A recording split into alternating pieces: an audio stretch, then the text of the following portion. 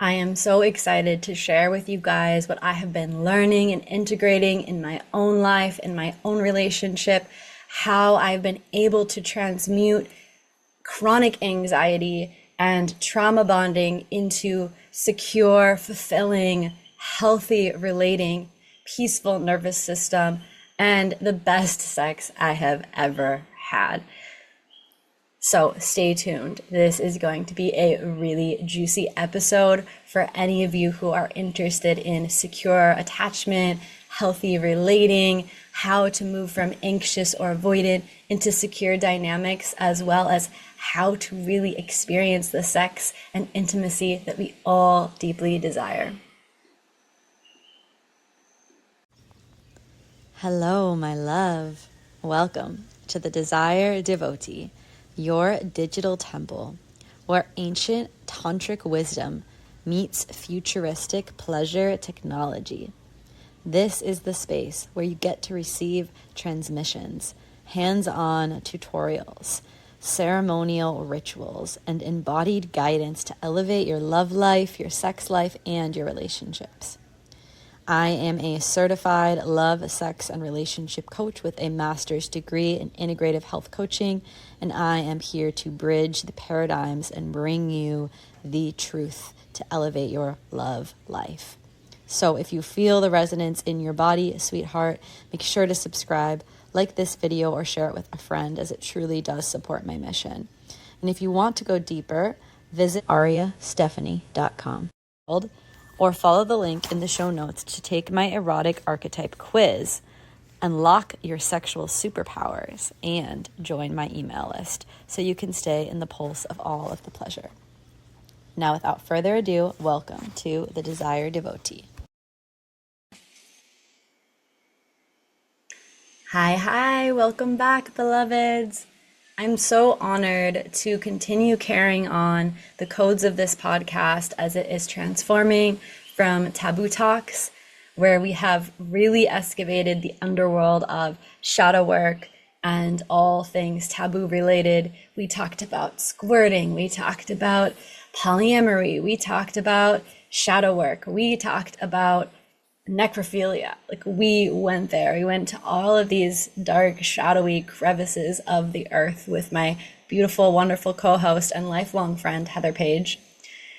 And it was such a transformative journey for not only myself and Heather, but just for our entire lives. Like, that podcast became a living transmission of what was showing up in our real lives. And there was so much beautiful depth and clarity and expansion in my life over the last few years doing Taboo Talks podcast. And it's really been such a delight to have so many amazing guests on our show, like Carolyn Lovewell Elliott, who wrote Existential Kink, as well as Betty Martin, the creator of The Consent Wheel, and so many others that, like Emmy Award winner Natalie McNeil.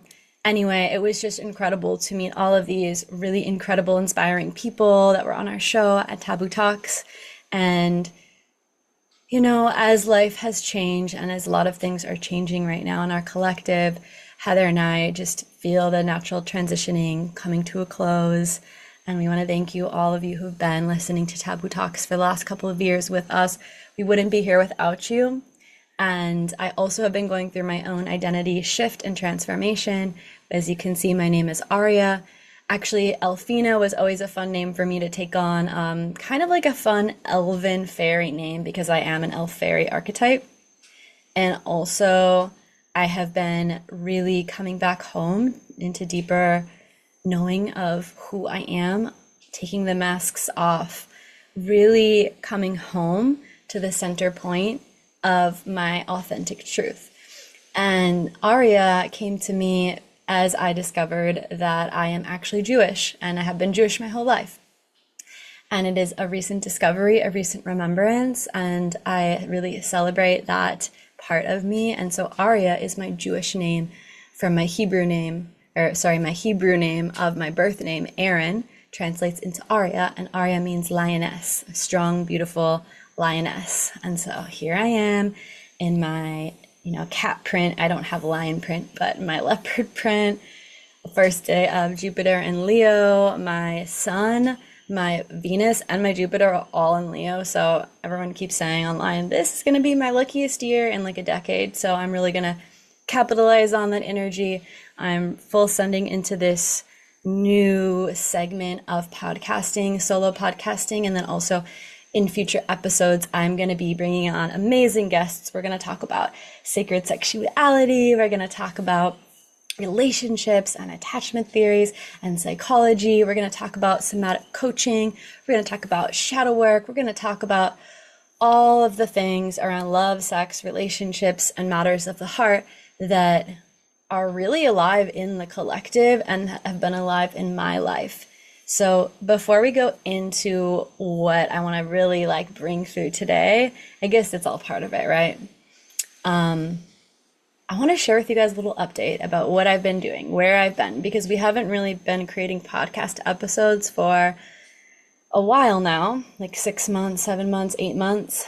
So actually for the last year and a half, I have been studying under Layla Martin. For any of you that know her, she is one of the biggest tantric sex goddesses on the internet. Oh, that's also another theme of our show is Tantra, of course. And I've been studying under Layla. I've been in her Vita love, sex, and relationship coaching program. And it has been the most transformative journey, honestly, of my entire life. I have gone into deeper layers of my nervous system, of re-imprinting, really this can be a story for another day on the podcast, but going into my pre-verbal sexual trauma that happened to me and really coming home to finding who I am at the core of all of the traumas and experiences that have happened to me and learning how I can re-imprint safety and belonging and love into my own being so that I can end the cycle of these traumatic experiences that this traumatic experience was creating. So basically, this school has really allowed me to somatically alchemize so much trauma and pain in my body that I was holding on to that I didn't even know about. I mean, I've done so much healing and went to school for psychology and got my master's degree in integrative health and wellness coaching and have done so many plant medicine journeys and so many different healing ceremonies and astrology and tarot and ayahuasca and all of these things, and nothing that I've ever done in my whole life has even come close to this Vita journey. And I will segment a little bit about the Vita program in this podcast if you're interested. You don't have to be a coach. You can just take it just to get the transformation from it.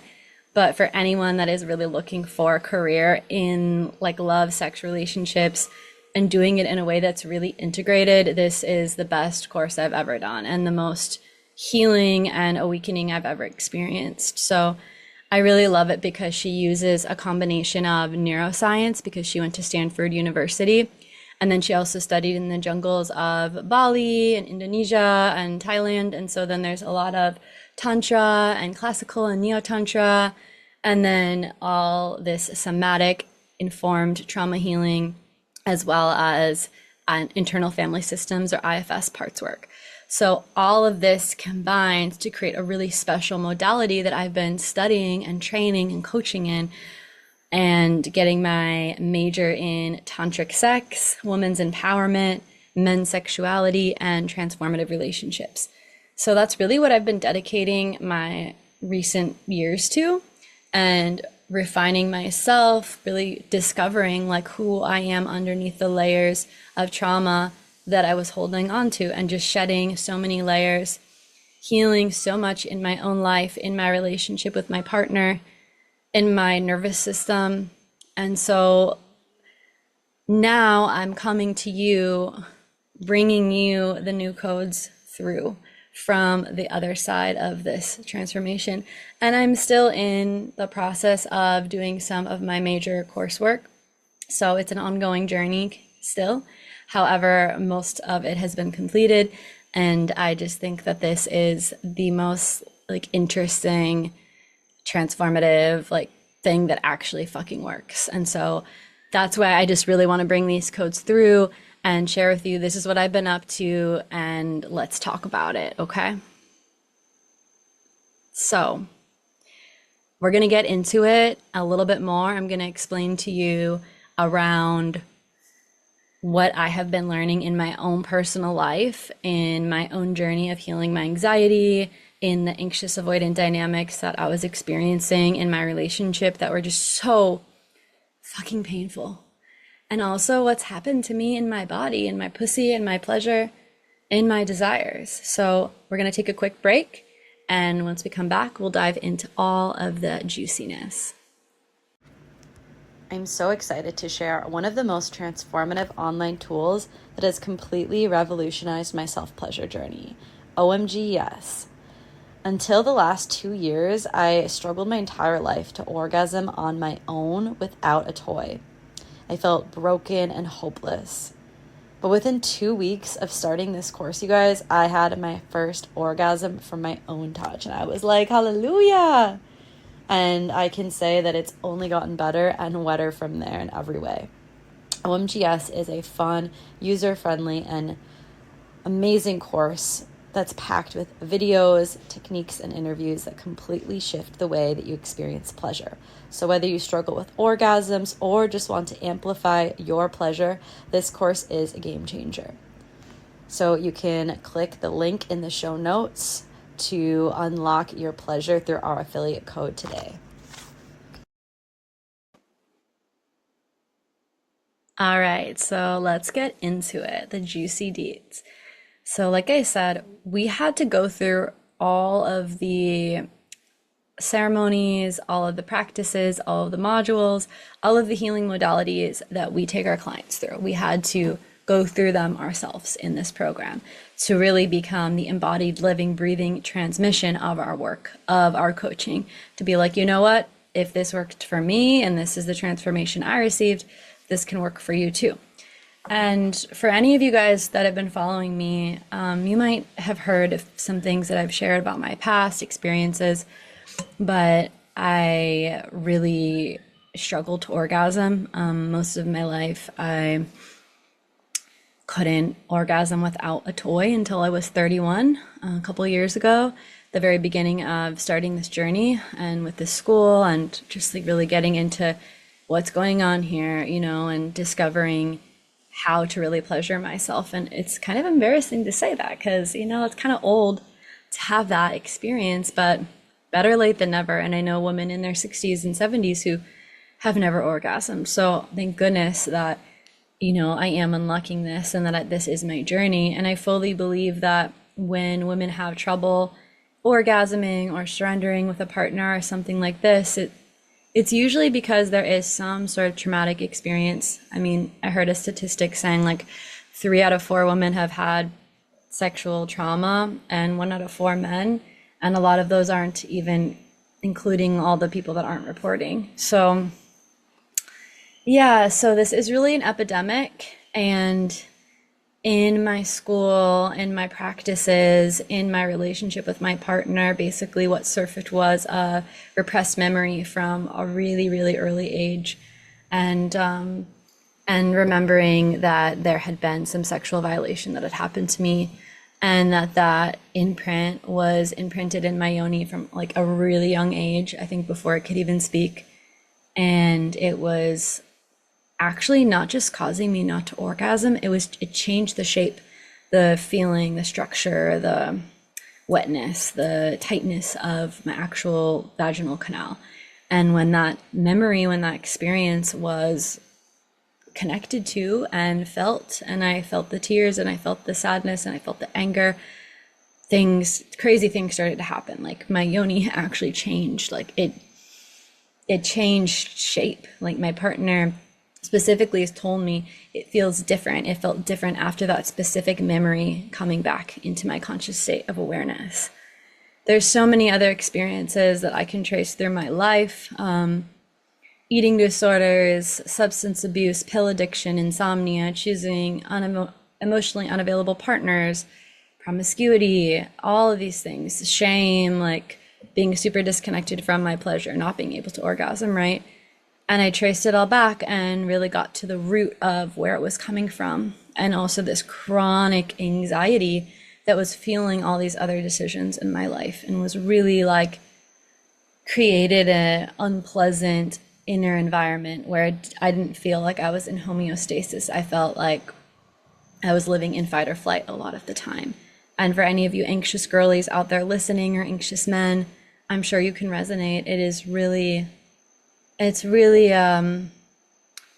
really easy to get upset at the anxiety and want to change it and want to fix it and want to make it go away.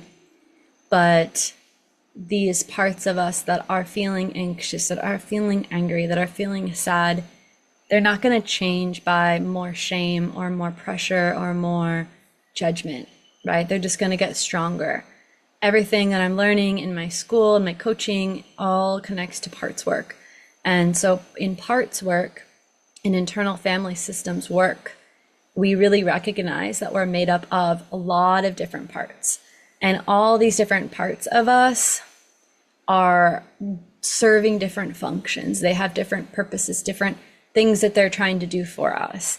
And a lot of them have taken on roles from a very young age. Like, let's just say I have an anxious part of me that took on a role when I was really young because something happened to me. I was violated. And so that part of me is like, well, it's safer to protect you from feeling anything instead of feeling pain. So I'm going to come in and we're going to create some numbness and disconnection, because at the time that was my body's best way of protecting myself from feeling the pain that was just too unbearable to feel at that age. And I didn't have the support, I didn't have the language, I didn't have the resources to do that. And so when people experience any sort of traumatic experience and they don't have the resources, the support, the awareness, which most of the time we don't, especially when we're young, right? And we don't have that, then that trauma imprint gets stored in our nervous systems. It gets stored in our bodies. That's why it's called somatics. It's in our soma. It's living in our bodies, beyond the neocortex, beyond the limbic system, in our primal body, in our primal brain. And so that's why talk therapy and rehashing the same story over and over again doesn't get us anything different. If anything, it just keeps us in a loop of victimization and blame and disempowerment ultimately.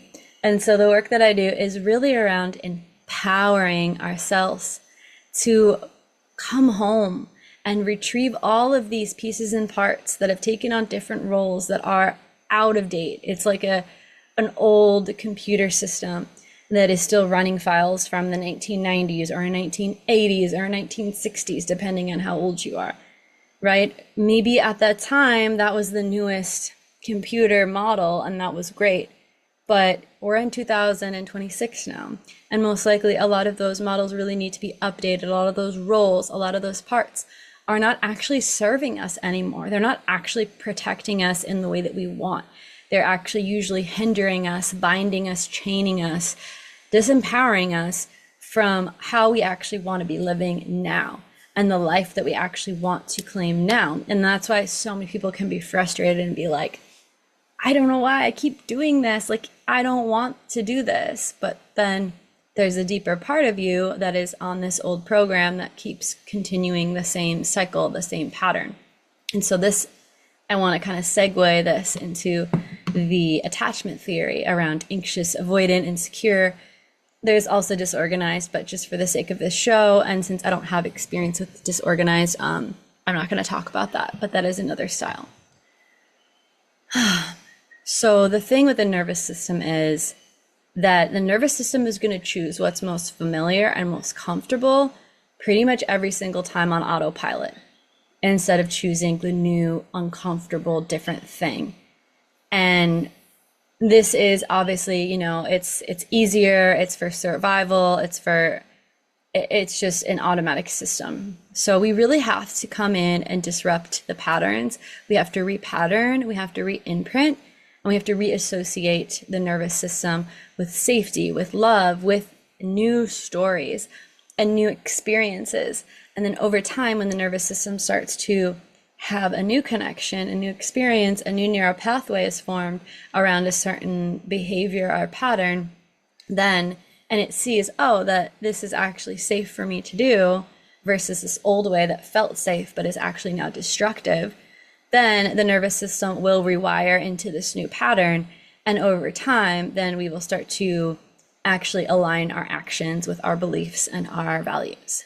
However, when we are not aware of this and we don't have the somatic support and tools and practices, which a lot of us don't, it feels really fucking hard, even when we do. Even me, somebody who's studying this for years, someone who has a master's degree, like someone who works on herself every day and meditates every morning and works out and does my somatic practices and ceremonies. Like, even for me, it's been fucking hard to rewire some of these deep patterns because I have been doing them my entire life. And for most of us, when it comes to our attachment patterns, we have been doing them our whole lives because that's when they're formed. Like, our attachment style is formed in those first few years, even months of our life, depending on how we grew up, depending on how our primary caregivers were able to be secure for us or not. And I'm not going to go super into the attachment styles because I think most of you listening already are familiar with them. And if you're not, you can look them up online or listen to a podcast or something about them. But when these attachment styles get formed in us, then it kind of sets a whole life in motion now of who we're attracted to, the partners we choose, the dynamics we engage in, the breakups, the drama, the fears of intimacy, the fears of abandonment, right? All of these things. And so when we are taking into account the nervous system and attachment styles, this is so important. And this is one of the most important things I think that I can possibly help somebody with, because the nervous system is really the foundation of our physical health, our mental health, our emotional health, our relational health, right? And I would even argue our spiritual health. It's the fight or flight. It's the I'm gonna die or I'm safe. And if we feel like we're gonna die and we're not safe, it's really fucking hard to thrive. It's really fucking hard to sleep. It's really fucking hard to have a healthy, happy relationship. It makes life like it almost debilitates you. Have you ever heard or met somebody with chronic anxiety, or someone who, you know, has like these, like a really on edge nervous system? It is literally disability. Like, it will fuck you up in your life. And I mean, I specifically work with a client and she gets physically sick from her anxiety and actually throws up. And so it's really so psychosomatic, like the nervous system, the body, the mental health, all of it is so interconnected. And so when we treat that root at the nervous system level and we re-imprint the nervous system, then we're able to really transform the rest of our lives. The internal work creates the external mirror of that work, and we get to see what's shifted because of that internal work that we do. So I'm going to share with you now the story of how I went from super anxious to a very functioning, secure girl, secure woman. But before we do that, I'm going to take another quick break just for a little sponsor message, and we'll be right back to jump in even deeper. Listen up. I have to let you in on the most revolutionary pleasure program I've ever experienced. I'm completely obsessed. The Vita Coaching Certification is one of the most advanced trainings on the planet for sex, love, and relationship coaches, and it's completely transformed my life. It's not just a coaching program. It's a dream erotic education, fusing tantra, neuroscience, IFS, and somatics, full of embodied, juicy pleasure practices. I've shed layers of sexual trauma, religious shame, and toxic patterns, My nervous system is regulating. My pleasure is awakening, and my relationships are thriving. I feel more alive than ever. You become the embodied transmission, walking the path you'll guide your clients through. Plus, the business training sets you up for success. I already have my first client, and I'm only halfway through. The support is unmatched. The sisterhood is global. And even though it's online, it feels deeply personal. So if you feel the call to transform your life and rise as a coach that this world desperately needs, click the link and say yes. So ever since I can remember when I was really young and all of my middle school and high school years, my whole life, I've had anxiety. And you know what? I'm not going to lie and tell you guys that I'm 100% secure, because I'm not. It's still a journey, and it's something that I'm still evolving into. And I think it's a lifelong journey of becoming more and more and more secure. But I will say that there's a night and day difference to how I feel now in my body and my ability to regulate myself, to self-soothe, to feel the wholeness of myself, to not respond out of the anxiousness, to not react impulsively. And anxiety is a feeling that, it comes and goes, and even the most secure people are going to feel anxious sometimes. So I'm not going to sit here and be like, I'm perfect and I never get anxious. No, I still get anxious sometimes. But anxious attachment and healing that and becoming secure isn't about never having anxiety. It's really about learning and recognizing that you're stronger than your anxiety and not reacting from it, but learning how to navigate those moments to come back into regulation, to not react from it impulsively and destructively, but to really come home to yourself and build more stability and security within yourself. And then in turn, also building that security in relationship, and not letting the anxiety or letting the avoidance sabotage your relationship. Because the truth is, every relationship I've ever had has been sabotaged in some way or another. And if you are anxious or avoidant and you bring that into your relationship, which usually when there's an anxious, they attract an avoidant, and avoidant usually attracts an anxious. And if both people are not willing to do the work to step into secure relating, at some point, that relationship is going to end, or it's just going to be extremely painful for both people. So I can't stress enough the importance of fucking doing your work and becoming a secure person.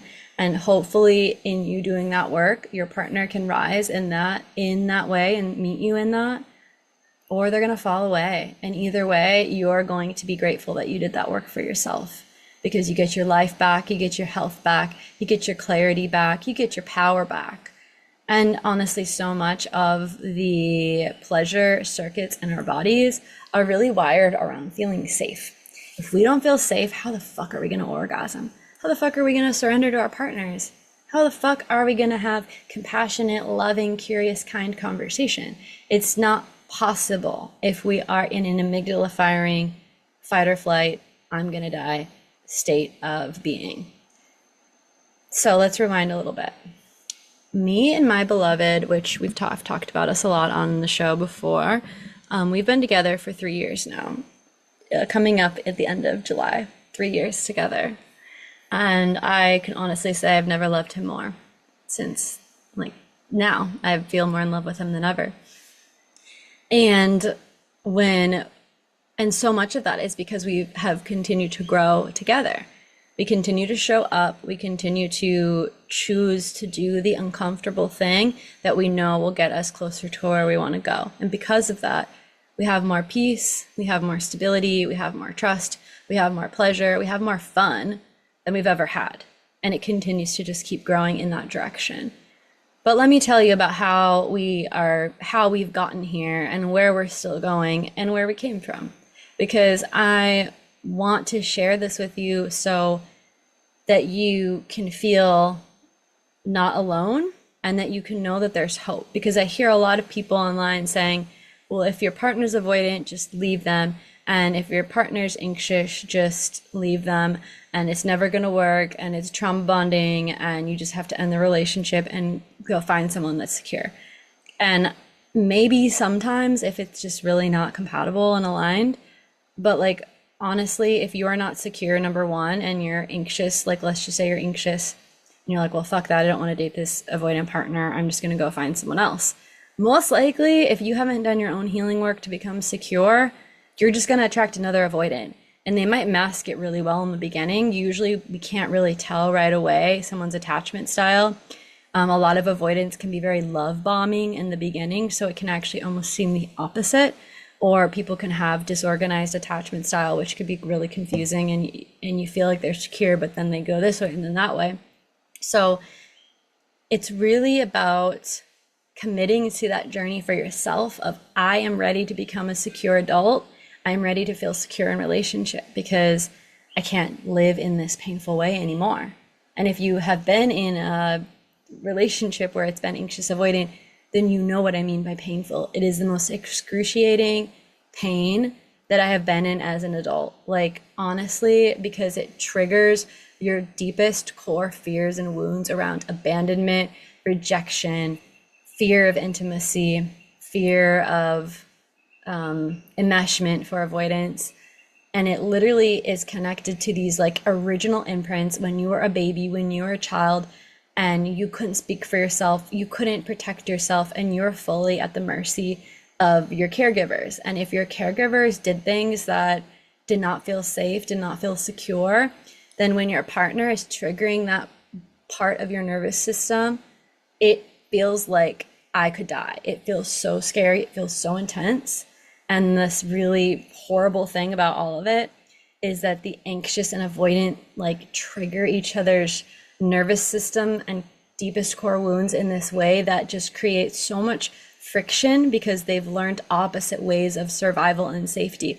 The avoidant has learned, well, I'm only safe and I can only survive if I pull away, I isolate, and I self-soothe. Nothing wrong with that, but that's what they learn to stay safe. The anxious learns, oh, the only thing I can do to stay safe is co-regulation and connection and reassurance. So they grow up with opposite survival strategies. The really sad part about this is when you're in a relationship with someone and then someone wants reassurance and closeness and the other person just says, leave me alone, I need my space. Neither person is wrong, but it really hurts because the anxious person feels rejected, abandoned, so sad, so scared, so alone, that they're not loved, that they're not cared for. And it just perpetuates that wound of feeling scared of abandonment, which they end up just creating more of that by pushing people away with their anxiety. And then for the avoidant, it's just really sad because then they feel smothered, they feel trapped, they feel like their boundaries are being crossed, they feel scared. They don't feel safe, right? And then they end up isolating and becoming like they can become loners and can like really shut down their feelings and their truth. So it's really sad. This cycle is really sad and it's really prevalent. And so I think it's really important to talk about these things because even someone like me that you've seen on the internet maybe for years, you've been following me and you're like, wow, that girl is like sexy and she has this beautiful relationship and she's got it all together. And yeah, I mean, yes. And also there's parts of our relationship and parts of my life that I haven't always shown you guys. And I do make posts about this now and I'm pretty open and vulnerable, but I haven't really put it into words on like a podcast like this before. And so I just want to share this to help you just feel like, you know, that you're not alone. And it doesn't make you a bad person if you're in this dynamic. It doesn't mean that you're not spiritual, that you're not healed, that you're not self-aware. I mean, there's parts of you that need healing still, but like, it doesn't mean that you're not an evolved, conscious, spiritual person. I'm a very evolved, conscious, spiritual person that has all this knowledge. But it's not really about having all the knowledge. You can know everything and still cycle. You can have some of the most self-aware people on the planet are the most anxious people. So it isn't about awareness. It's about, I mean, that's part of it, but it's really about how do I actually implement these shifts in my real day life? And how do I actually rewire my nervous system to feel safe with myself and to feel safe with my partner? So when we started dating, I had no idea how much anxiety I still had inside of me. I hadn't really tapped into it for a few years. I had been alone and celibate and been like doing a lot of my own, I don't know, just like self-awareness work, healing work. I kind of thought I had done it all, little naive 30-year-old me. I had done it all. I'm good. I feel healed. I feel whole. I'm ready for my life partner, like bring it on. And then and then we became a couple. And it was like from the beginning, it was just like so passionate and devotional and like love letters and roses and trips to Europe. We went on a trip to Europe for 2 months and it was amazing. It was such a fantastic honeymoon period. And then the reality started to sink in, and especially when I moved, because we were living on different islands. So I think when you're living on different islands and you have that spaciousness and you're only seeing each other like once a month or for a week at a time, I think it's a little easier to kind of like hide those parts of you and those patterns. But when we started living in the same town, a lot of that stuff really came to the surface. And also being in kind of like a more, I don't know, open-hearted kind of alternative style relationship, trying alternative things. Also, that can bring up so much in the nervous system, I think, especially for an anxious person. Even more around like abandonment and fear and comparison and all these things. So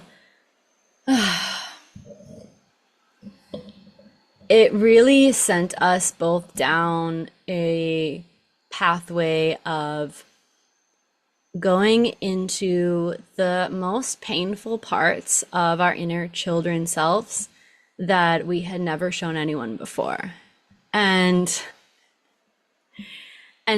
honestly, the fact that we could show each other those most painful parts of ourselves, the inner children parts, shows me how much we actually feel safe together. It shows me how much we actually trust each other.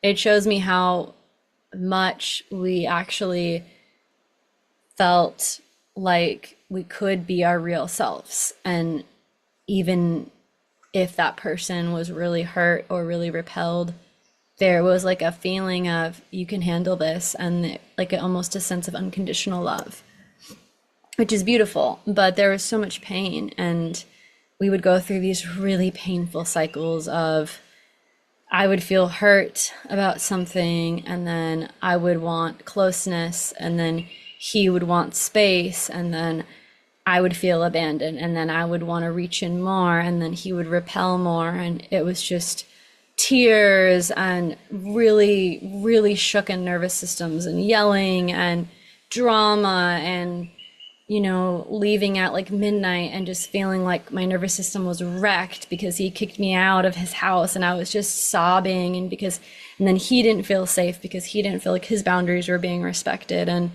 then I wasn't trying to disrespect his boundaries, but I was just trying to stay safe through connection. And it was just so hard, you guys. It was so painful. And then we would make up and we would do better and everything would be good for a while. And then there would be another cycle of the same thing. Something would come up, something would happen, and it would just trigger out of nowhere, and it would escalate so quickly before we even knew what was happening. And our nervous systems were just firing back and forth, and we were both in our amygdalas, and we couldn't like disrupt the pattern. It just kept repeating. And sometimes he would take space for 4 days and I would feel so fucking anxious, and I would question, are we breaking up?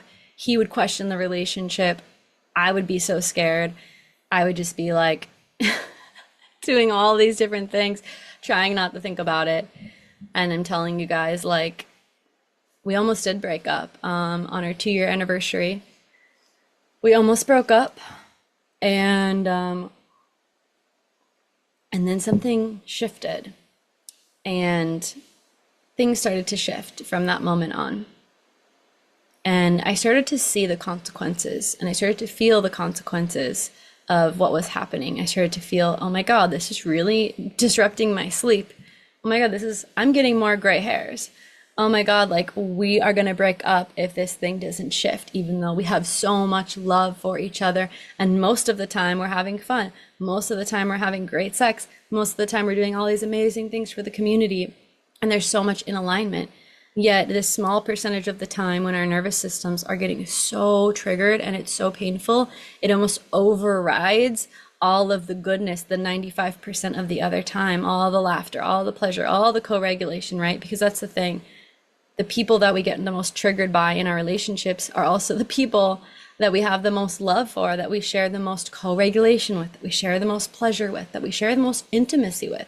So it's very confusing and hard when they also can be triggering a deep sense of pain. So basically, I'm not going to just tell you it's an overnight thing that like one day you become secure. It starts with, honestly, I think getting to the point where you are so sick and tired of repeating the cycle. It becomes so painful. You lose sleep, you lose potentially a relationship, or like the relationship is being threatened. You might lose friends, you might lose a job, you might just feel so dysregulated that you might get sick, you know? And I think you have to get to that point where you realize that the cost of staying the same is way worse than the cost and the discomfort of changing. And you have to get to that point where then you're like, okay, you know what?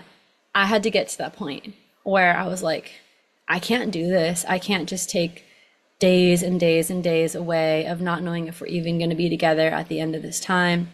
I can't continue to lose sleep. I can't continue to be in this drama. Like, it is just so bad for my health and well-being. And I read this book called Wired for Love, which is an amazing book around secure attachment. And he talks about this idea of the couple bubble. And the couple bubble is basically this theory that when we really prioritize and protect our relationship with our partner, aka our couple bubble, then everything else in our life thrives. The children that are watching us, that we're raising, thrive. The friendships in our life thrive. Our communities thrive. Our career thrives. Our health thrives. Money flows through to us easier. We have more pleasure. All of these things when we prioritize the health and the secure attachment of our relationship. And so it really just started like opening all these new windows and doors of like, maybe actually that should be the priority. And my nervous system needs to be number one in that priority. And we both saw how our fights would affect his daughter. We both saw how our fights would affect our friends. We both saw like the negative ripple effects that when we weren't prioritizing that. And ultimately, it really came down to we love each other so much, and we really saw all the goodness in each other. We felt the alignment. We still do. Obviously, that's why we're together. And it was worth doing that work with each other. Of course, we could have been like, okay, this is too deep. This is too dark. This is too scary. I just want to give up and leave, which almost happened.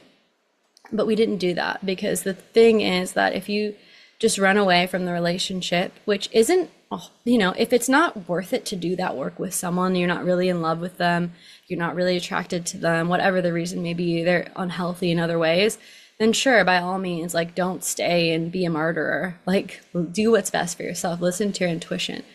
But my intuition just kept telling me, don't give up, don't give up, don't give up. Because I'm going to have to do this work at some point in my life. I might as well do it now, and I might as well do it with you, because you're somebody that's worth it to do the work for. I don't want to lose you. I want to keep this relationship. I don't want to lose more sleep. I don't want to push away any more friends. I don't want this to get in the way of my work. This is really important that I step up and I choose to do this for myself, regardless of what my partner is willing to do or not. And so that kind of became my mentality of like, I'm going to heal this for myself no matter what, because I'm ready to have the life of a secure woman. And I'm so grateful my partner has decided to join me on that journey and decide that he wanted the same thing for himself. And I will say that when one person really initiates and steps into that role and starts doing that work for themselves, it will naturally have ripple effects, and it will naturally affect the other partner. Because if one person isn't, like, if I stop chasing him, for instance, then he's not going to feel like he has to escape, right? He'll be able to stay closer. And so already you can see that when one person starts to shift their behavior and the dynamic, the other person will naturally start to shift as well. However, I really believe that to have a strong, secure relationship with somebody else, both people have to be really committed to doing their work, because it doesn't just take one person leaning into their discomfort and making the changes for themselves. It takes both people meeting each other in the middle. You kind of find that sweet spot where you can push yourself outside of your comfort zone, but still stay within your window of tolerance, so that you're not going out of your window of tolerance, but you're not staying completely comfortable, or else there's no change at all, right? You're meeting each other in this dance where, okay, I can give you a little bit more of that. I'll give you a little bit more space, but would you give me a little bit more reassurance? Okay, I'm giving you this, you're giving me that. And that's how you start to slowly create more and more secure dynamics. So we've gone through I would say we've gone through a lot of spiraling out of the pattern, where it comes back around and we handle it a little bit differently. And then it comes back around and then we handle a little bit more differently. And then it comes back around and, oh, that was a little easier. Oh, that was a little bit shorter. Oh, that was a little, and over time, it starts to shift. Over time, it doesn't look the same. It doesn't feel the same. It doesn't end the same, because you are starting to choose different things. And the more that you can choose new ways of relating, like giving space, taking a pause, silence, a breath, a hug, reassurance, a timely repair. When you can do these things and then you realize that, oh, that was like half the time that it took to process and repair than it normally does.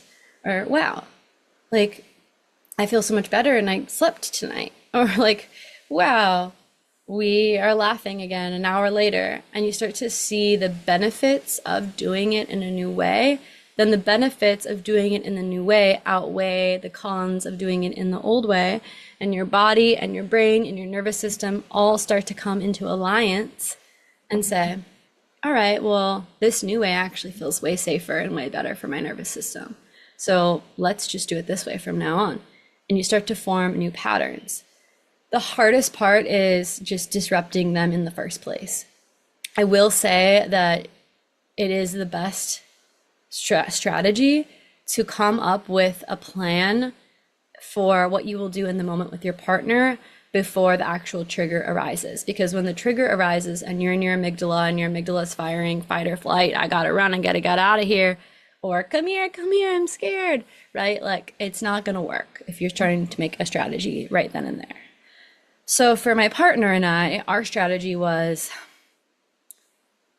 I would give him space and or silence, and he would reassure me with a hug and like something like, I love you, and I just need to take some space. This was really hard for him at first. Like, he was really resistant to doing this, but he did it. And I did it, and I was so resistant too, you guys. I was like, it was so hard for me to shut up, like so hard for me, blah, blah, blah, like just wanting to verbally process, and so I could feel safer. So I had to learn how to shut up and pause and breathe and meditate and go on a walk and ground in with nature, which was a stretch for me. And he had to learn how to lean in, use his words, tell me a time he was going to be back, or that he loved me, and give me a hug or a kiss. That was a stretch for him. He did not want to do that, but he did it. And it was a stretch for me, and I did it. And you know what I found when I was silent and when I meditated and when I went on a walk? I felt better. It was good for me too, not just for him. Now it's my favorite thing to do. If I'm feeling a little upset or triggered, I'd get up and I go on a walk, and I just go on a walk around the neighborhood, or I just shut up and like let some silence come through. Because something I've learned about his specific nervous system is he usually just needs like a minute or two of silence, and then his whole nervous system can reset. It doesn't even need to be space sometimes. And I can't speak for him, and I don't know exactly what his experiences are with practicing the reassurance, but I can imagine that he's also learning that it is safe to be intimate in those moments. And I think the biggest fear around anxious and avoidant, anxious's biggest fear is of being alone in those moments of trigger and fear. And avoidant's biggest fear is being with someone in those moments. And so when he gets to practice some level of communication, co-regulation, reassurance, it actually is not only helping me, it's helping him. It's healing the direct, deepest core wound he has, that it's not safe to connect with another in those moments. And he's rewiring, oh, it can be safe to just breathe with her. It can be safe to give her a hug. It can be safe to share space, even when I want to run away.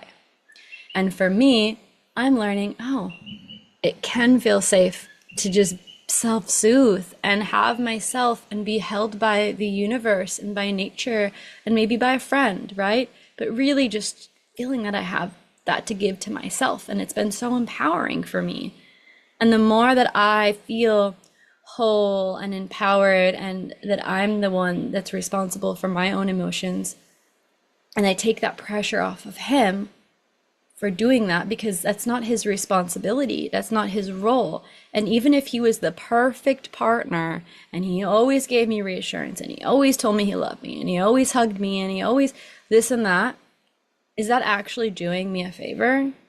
Is that actually going to heal my anxiousness? No, it's just going to band-aid it even more and make me more reliant on him to receive safety and feeling of trust and security, when the only person that can actually do that is me. I'm the only person. So really the journey of anxious avoidant healing is around reparenting.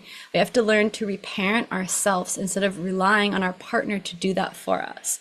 And according to psychology and all sorts of attachment theories and studies, we choose partners that remind us of our primary caregivers. Because at a deep subconscious level, we want to heal those core wounds and imprints from our primary caregivers. So then what we end up doing is projecting our parents and our caregivers onto our partners, both the negative and the positive things. And so in those moments, it's like we're screaming out for daddy to come give us the hug and the love that we never got from our partner. But guess what? Our partner is not daddy. He is not our daddy. He's not responsible for healing our daddy wounds, and he's not going to heal them even if he tried. And so this is the tough reality that that we need to face when we are moving into secure relating. And it's like kind of a reality shock moment where you stop operating out of your little girl and little boy nervous system patterns, and you kind of move into the state of, I am an adult now. I am stronger than these parts of me, and can be my own inner father and inner mother to my own little girl when she's sad, when she's scared, when she's anxious, when she's angry. And, and he needs to do the same, and everyone would need to do the same in order to really come into a place of secure attachment. Because when you feel like I have myself, then it takes the pressure off of that person. They're able to meet you in their wholeness, not from need, but from desire, from wanting to give it to you. And what I found is that the more that I have given to myself what I wanted my partner to give me, the less that I try to feel like better in my anxiety with continuing to reach out or continuing to try to initiate contact physically, over the phone, mentally, whatever it is. And the more that I just soften into myself, give myself a vibe session on the table, take myself on a walk, give myself affirmations, whatever it is that I need, then he naturally just leans in. He leans in for a hug, he leans in for a kiss, he leans in for words of affirmation, he calls me, right? And I've seen this happen so many times when I shift my energy, when I shift the dynamic, when I take responsibility for it, then he follows. So I would say the most recent pivotal point in this journey for me, really, it got to the point where I made a promise. I made a promise, a vow to the universe, to myself, that I'm done letting this little girl be the one that's running my relationships, because she's going to sabotage my relationships, my adult romantic relationships. I made a promise to myself, I made a promise to my partner that I made a promise that I'm going to do better, that I'm going to bring my best practice, and that I am going to be my own greatest mother and father and be there for my little girl. And you know what?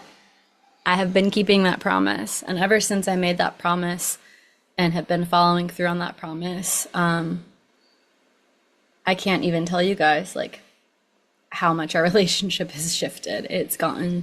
There's so much more levity. There's so much more peace. There's so much more care and compassion and pleasure and appreciation and respect. And I feel a deep sense of security, because every time that I give to myself, like every time I go on that walk, instead of responding like I want to respond, every time I take a breath and breathe into silence, every time that I channel the anxiety into working out or art or creation, every time that I refocus on myself and giving myself what I need, I am building back trust. Because to be secure, you have to trust yourself. You have to trust that you have yourself, that you have your own back, and that you're going to be okay, even if that person decides to leave, or life takes them early, or some unseen situation happens. You have to know that you can have yourself. A secure person has themselves. And so they can bring their whole selves to the other in the relationship and be met by the other person and their whole selves. And from that place of secure trust, then you can have a really healthy, beautiful relationship. So over time, you start to re-imprint trust. You start to say, oh, well, I guess that I can actually make myself feel better. And I know, and I have enough willpower and trust in myself that I can choose a response that's actually in alignment with what I value, in alignment with what I know to be true, in alignment with what I want to be doing. And the more that you build trust for yourself, then the less desperate and attached and clinging you are to that other person needing to do anything for you to help you. And I do want to say also, like, sidebar this, because it's really important that we also support each other in relationship. But I'm just saying the foundation of secure attachment is having such a strong, deep sense of trust in yourself, in the universe, in your own ability to hold yourself, to heal yourself, that it takes pressure off the other person. That's it. Also, though, it's really important in secure attachment in relationship that we do show up for each other. Because, like I said, if he can give me a little bit of reassurance and I can give him a little bit of space, the things that we both need, or silence, let's just say, which are like opposite, right? Silence and reassurance are like the two opposite things. But if I can give him a little bit of that and he can give me a little bit of this, why wouldn't we want to support each other?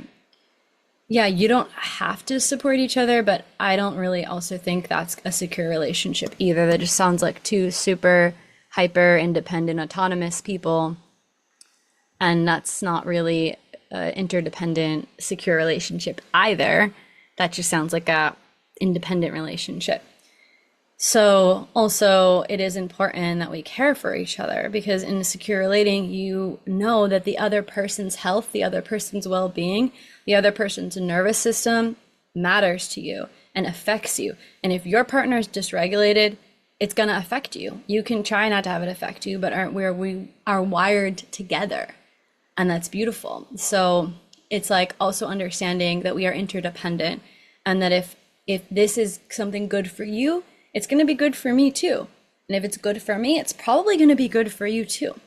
And when we can kind of come at it from this like team sport mentality of, yeah, maybe it's not the number one thing I want to do, but like, if this is really going to help you, then I'm going to do it because I care about you and I love you. And if it helps you, it's going to be helpful for me too.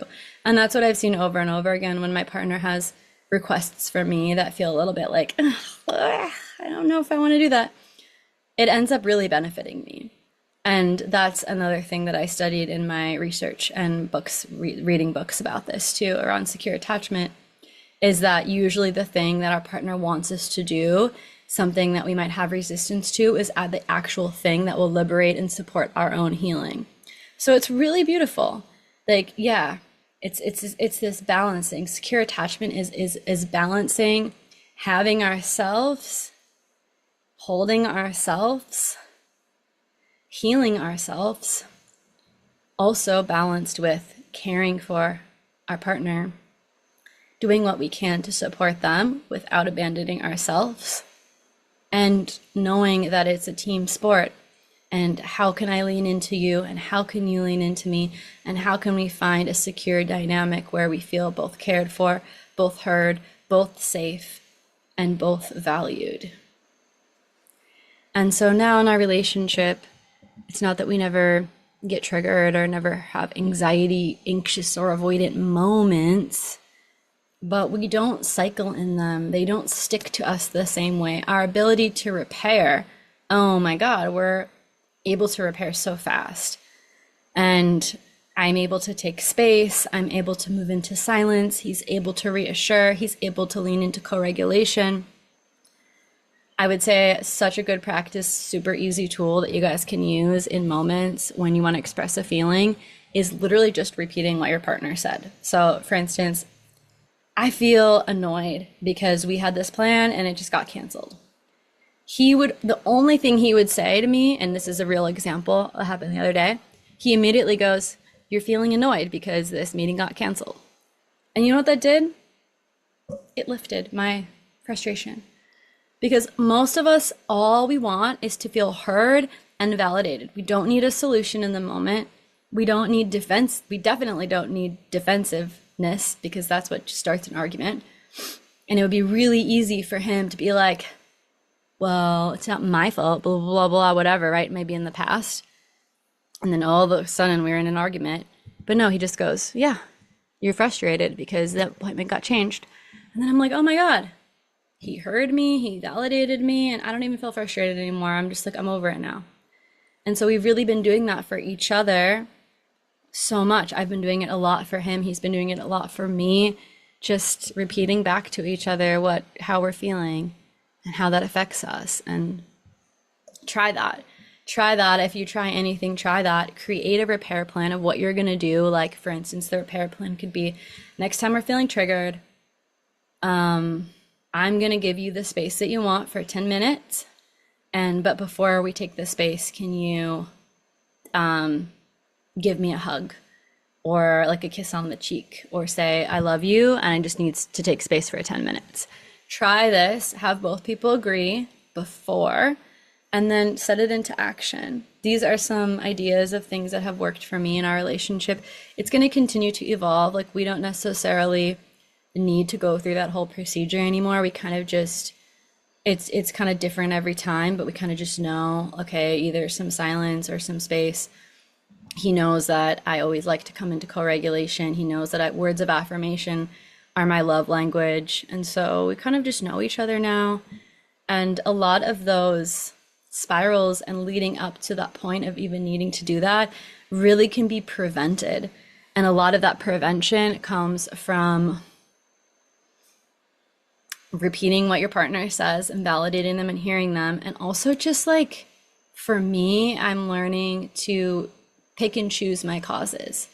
Like, I'm learning to really listen within and breathe. And maybe I need to go on a walk, or maybe I need to work out, or maybe I need to like shake and somatically move. But I'm really learning how and when to say things, and asking myself, do I even need to say this? Like, I used to just share all my emotions as an anxious girl, just like blah, blah, blah, blah, this is how I feel, blah, blah, blah, blah. And it was just completely overwhelming for him and his nervous system.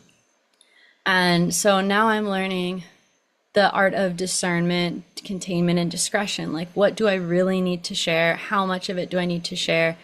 I think that men, they've studied this too. Men respond a lot better when a woman is kind of coming more from her center and not just like a complete emotional wreck. And not to say that you can't ever be in a complete emotional wreck in front of your partner, but like if you can try to kind of hold your own emotional wreckage, especially if you're really sensitive like I am. I have a lot of emotions. Oh my God, I have a lot of emotions. And if I just expressed my emotions all the time, it would be too much for anyone. And so I've learned the art of containment, of feeling my own emotions internally for the most part first, and having somewhat of a grip on them, because a lot of emotions, they'll pass within a minute to 5 minutes, especially if we have conscious ways of moving them. We can cry, we can rage, we can run, whatever it is. And then if it's still there inside of me and it still feels like this is something he needs to know, right? Because there can be a lot of emotions that we have that are ours. It's like, this is mine to carry. This is actually not something that he needs to know about or something that he needs to be involved in. And then discerning, okay, is this actually something he needs to know or be involved in? And if the answer is yes, then I will bring it to him. And even when I bring it to him, I'm usually pretty discerning about when I bring it to him and how I bring it to him. And that has helped so much in preventing unnecessary cycles of suffering, unnecessary fights.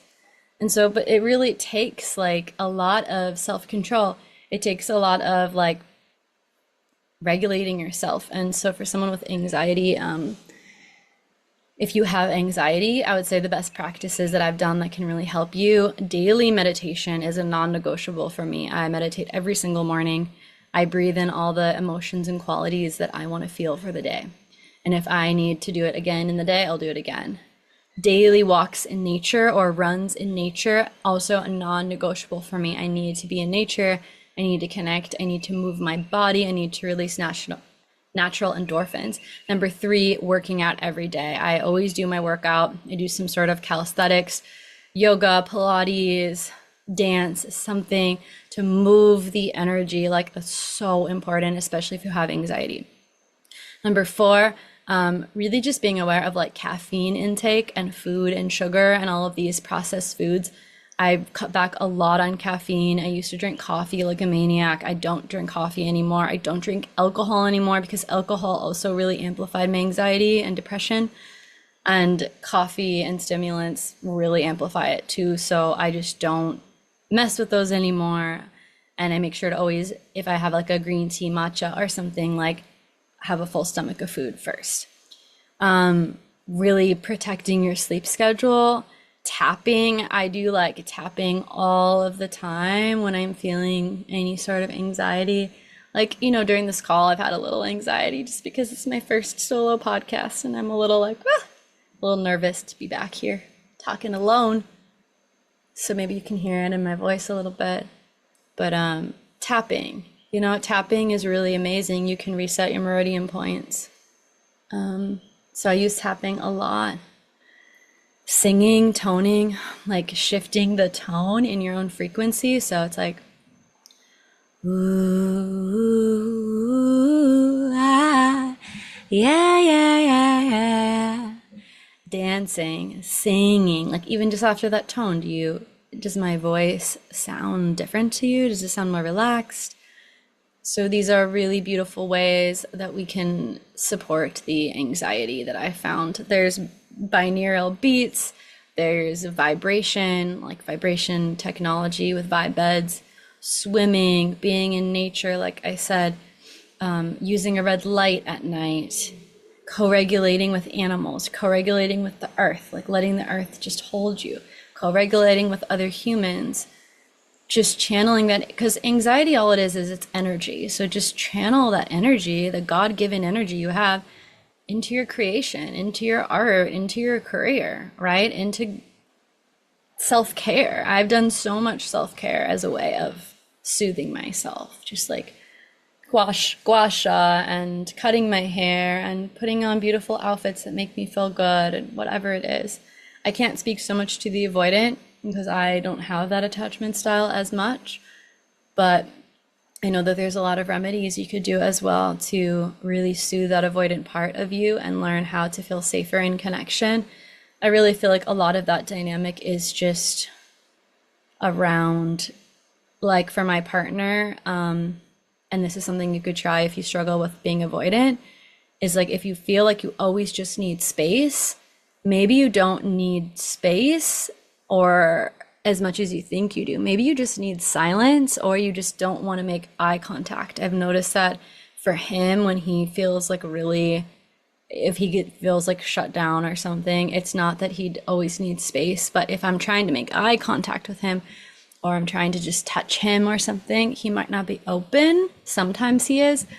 But with the avoidant, maybe a way to heal that practices could be really just sitting with your partner in meditation during those moments instead of running away, being like, what if we just don't look at each other? We don't even need to touch or talk, but we just meditate together in silence, or we tone or we hum. And then maybe slowly we hold hands, but we're still not looking at each other. Or maybe you can try massaging that person if you notice that they're kind of shutting down, or they can ask for a massage and there's no verbal processing. There's just like physical touch. This is called havening. You can haven your partner or haven yourself. You can give yourself hugs. There's like the butterfly hug. There's all sorts of different things you can look up online around nervous system regulation and co-regulation.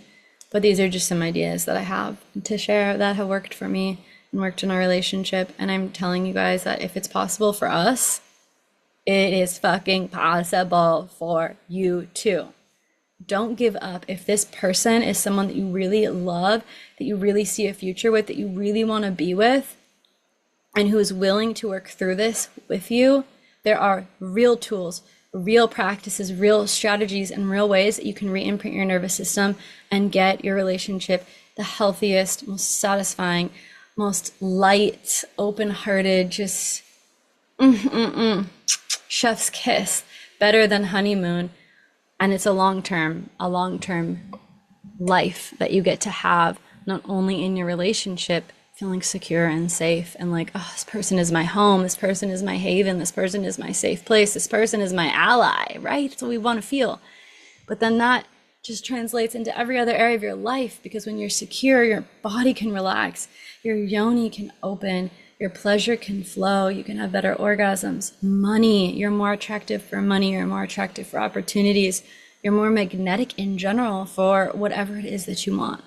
So you're going to live longer because you're not run by cortisol constantly dumping into your body. You're going to have a lot more oxytocin and vasopressin and other beautiful relaxing endorphins and hormones that are going to help you live a longer, happier, and healthier life.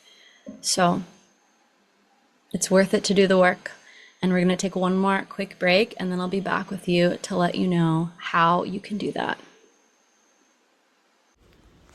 Have you ever wished there was an easy way for you and your partner to go from feeling totally triggered and dysregulated to feeling connected again in under 5 minutes?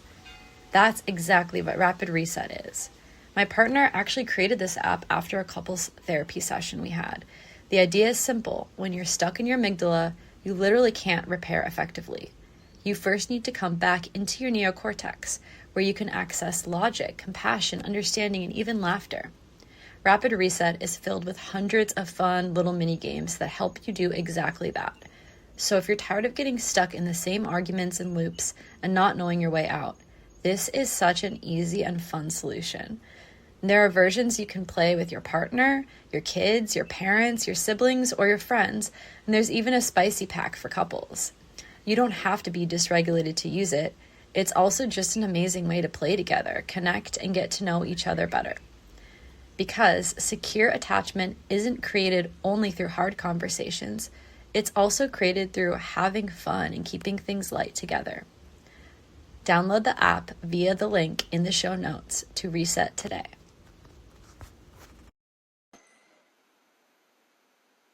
So if you're interested in working with me one-on-one, I offer coaching sessions, one-on-one coaching sessions, and I also offer tantric practices and tantric intimacy temple arts to couples who are really looking to come into deeper intimacy, relearn each other in new ways, rediscover each other, deepen in their devotion, and really expand their pleasure, not just sexually, although yes, fuck yes, sexually, but also emotionally and mentally and spiritually. It's a full spectrum experience. And I support couples because I love supporting couples to really come into the best part of their relationship that they haven't even experienced yet. No matter how long you've been together, it's never too late to have the best sex. It's never too late to respark. It's never too late to learn new tools that can literally save and transform and elevate your relationship in so many ways. And I work one-on-one in deep coaching packages to help you unblock, to help you rewire your nervous systems, to re-imprint for safety, to take you where I've been, and to really help you no matter what you've gone through, to help you rewire and reorient your life so you can really live the most fulfilling, satisfying life of your dreams. And if you're if you're curious and you want to learn more, I have a free pleasure discovery call you can book. The link will be listed below. It's via my website. Please visit me at ariastephanie.com. You can take my free erotic archetype quiz. I also have a freebie. It's 13 steps to better tantric lovemaking. It's completely free.